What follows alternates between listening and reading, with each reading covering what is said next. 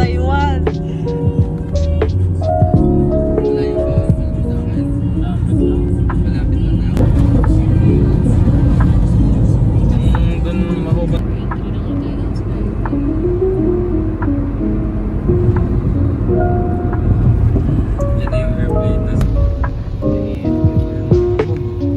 Kami ng Bicol eh. Parang SUV.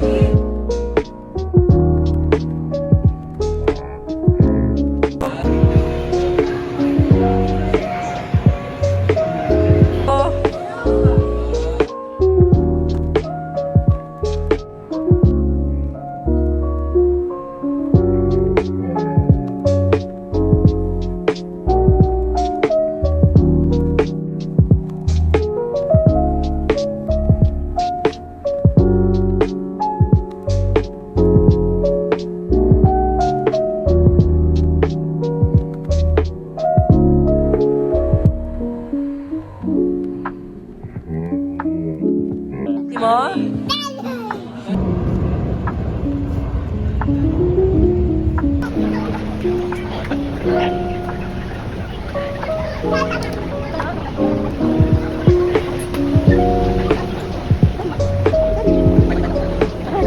Good morning guys, welcome back again on my YouTube channel. So for today's video, si Sage ay nahatid ko sa school. So today is Monday. Also the last week na papasok na siya. 1 month lang siya nag-enroll. So trial lang sa play school. The next year na siguro ko siya i-enroll ulit. So practice lang naman. Basically, na-enjoy naman yung pumasok. Hindi siya umiiyak. Pero yung mga first week lang grabe yung iyak mo. Pero ngayon, napaproud ako kasi dahil enroll siya sa play school, nag-enjoy siya. Pag pumapasok siya, hindi na siya umiiyak. Nagbababay na siya and parang i-look forward niya everyday na papasok sa school. So, ang dami nangyari guys. Hindi ako makapagkwento kasi hindi ako nakapag-vlog each by each dahil ano nangyari? Dahil hindi, basta sobrang kasi na may work na ako. Tapos recently my best friend get married, so nag-abay kami, yung mga short video ako. And then the next week, si MJ, lumipan na pa Taiwan, so hindi ko din siya nakwento. Although, sa TikTok ko na lang panoorin yung kwento ng pag-alis niya dahil wala din naman ako ng idea about sa processing na ginawa niya. So yun, kaya sinare ko lang sa niya na nag-work siya sa Taiwan. Kaya hindi na siya makikita masyado sa mga. Hindi na siya makikita sa mga sa kasama namin. So we're here at Aplesa. Dito muna kami for a week dahil nga may school si Sage.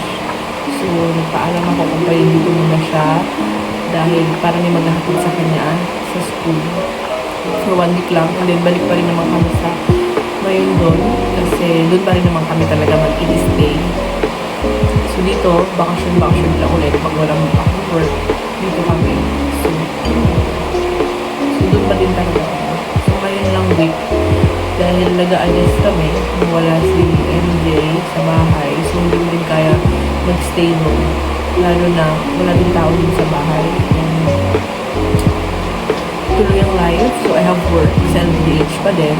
And I plan also to stop working within this year or next year ano mangyayari dahil gusto ko pag papasok sa Sage School gusto ko ako din naman yung maghahatid sa kanya and mag-alalay sa processing niya yung school kaya hindi din ako matagal na makakapag-work like before so tinanggap ko na siya dahil wala din naman kami mapagkakatiwalaan na kapag iiwanan sa kanya.